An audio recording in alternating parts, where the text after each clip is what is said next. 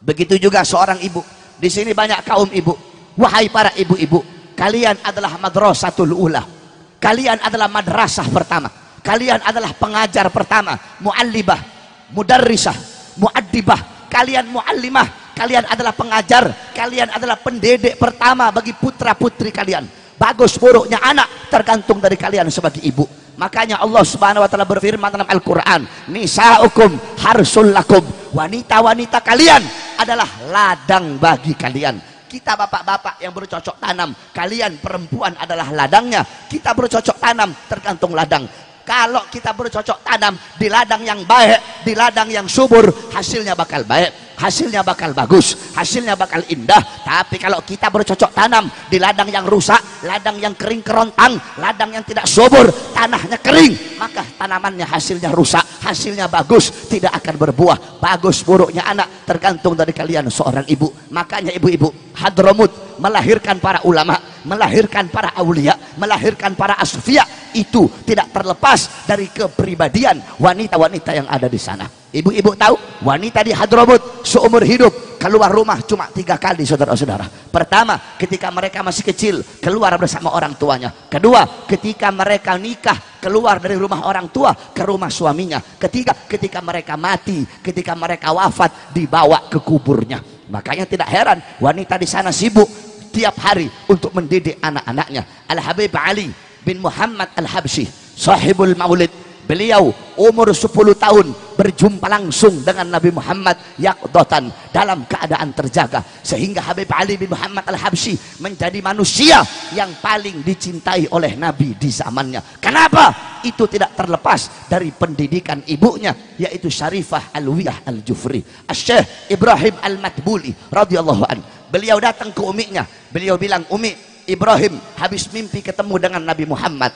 Apa kata uminya? "Ya Ibrahim, kalau cuma mimpi ketemu Nabi itu anak perempuan. Kalau kamu udah ketemu langsung dengan Rasulullah, baru anak laki-laki." Lihat bagaimana seorang ibu mendidik anaknya. Saudara-saudara, Hadramut melahirkan ulama karena wanita-wanitanya, karena kaum ibu-ibunya. Kamu tahu, sampai-sampai Al-Habib Ahmad bin Hasan Al-Attas radhiyallahu an, beliau dalam kitabnya menceritakan bahwasanya, "Aku pernah menemukan catatan tangan seorang wanita dari kabilah Al-Amudi.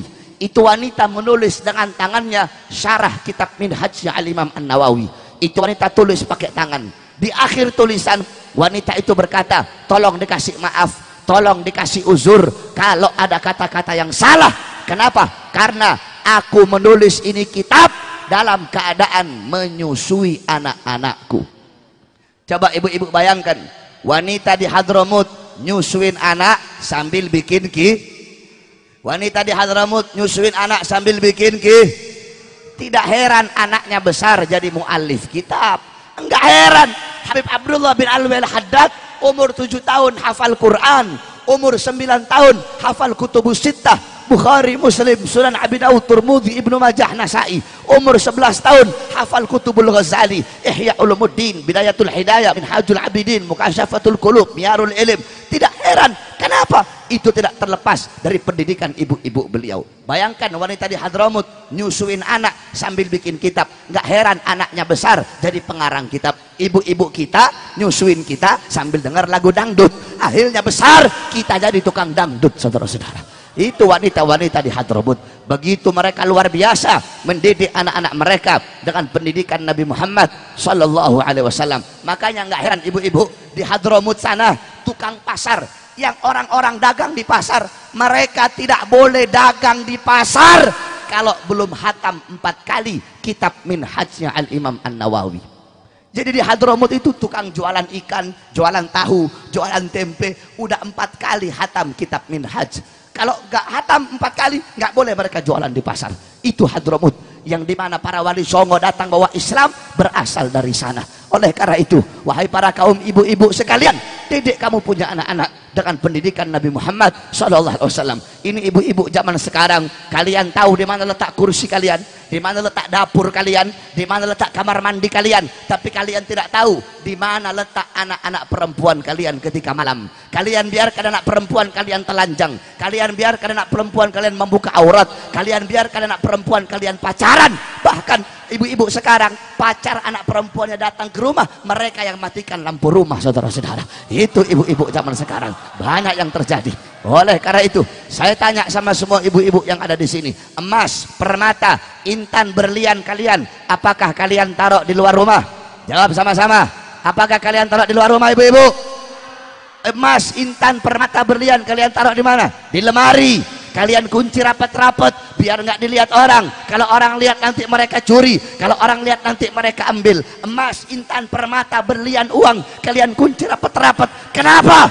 Anak-anak perempuan kalian umbar kayak binatang. Apakah emas, permata lebih berharga daripada anak-anak perempuan kalian? Apakah uang lebih berharga daripada anak-anak perempuan kita? Oleh karena itu, wahai para ibu-ibu, didik kamu punya anak-anak dengan pendidikan Nabi Muhammad. Kamu tahu Sayyidatuna Fatimah setiap malam rumahnya gelap, tiap malam rumahnya gelap. Orang-orang nanya, wahai Ali, kenapa rumah kamu gelap? Kamu nggak punya uang ya buat beli lampu, nggak punya uang ya buat beli lentera? Apa jawab beliau? Saya punya lentera, punya lilin, punya api di rumah, tapi sengaja saya matikan kalau malam agar orang-orang yang lewat depan rumahku tidak bisa melihat walaupun bayangan daripada anak-anak perempuanku.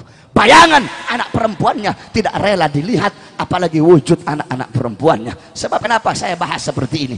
Ibu-ibu zaman sekarang, mereka dahulukan SD anak-anaknya, SMP anak-anaknya, SMA anak-anaknya, kuliah anak-anaknya. Ditanya, ibu, kenapa anaknya ibu nggak mau pondok pesantren?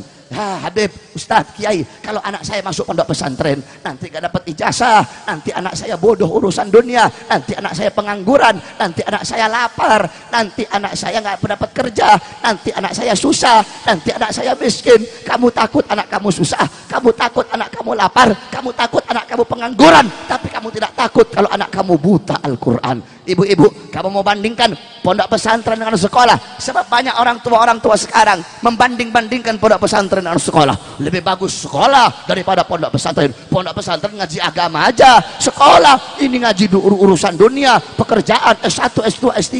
Bukan berarti tidak usah kamu sekolahkan anak. Sekolahkan anak kamu SD, SMP, SMA, kuliah, sekolahkan mereka sampai tinggi. Tetapi tetap yang harus kamu utamakan pendidikan agama anak-anak kamu. Tapi kalau kita membanding-bandingkan pondok pesantren dengan sekolah, boleh kita bandingkan. Saya tanya semuanya, jawab masing-masing. Para koruptor, mereka dulu mondok atau sekolah? Mondok atau sekolah?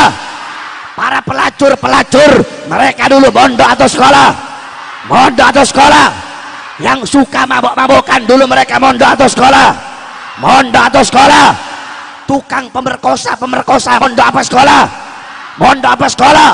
Pencuri, begal, perampok, mondok apa sekolah? Mondok apa sekolah? Pejabat zolim dulu mereka mondok apa sekolah? Mondok apa sekolah? Mondok apa sekolah? Yang paling banyak tidak perawan di pondok apa sekolah? Di pondok apa sekolah? Berarti pondok dan sekolah mana yang lebih bejat? Mana yang lebih rusak? Mana yang lebih rusak? Itu kalau kita membanding-bandingkan, saudara-saudara. Oleh karena itu jangan pernah kamu bandingkan pondok pesantren dan sekolah. Tidak ada apa-apanya. Qala Rasul, adabani Rabbi fa ahsana ta'dibi. Allah yang mendidikku, Allah yang mengajariku, sehingga sebaik-baik pendidikan adalah pendidikanku. Tidak ada pendidikan yang lebih mulia, tidak ada akhlak adab yang lebih mulia selain daripada akhlak adab dan pendidikan Nabi Muhammad sallallahu alaihi wasallam.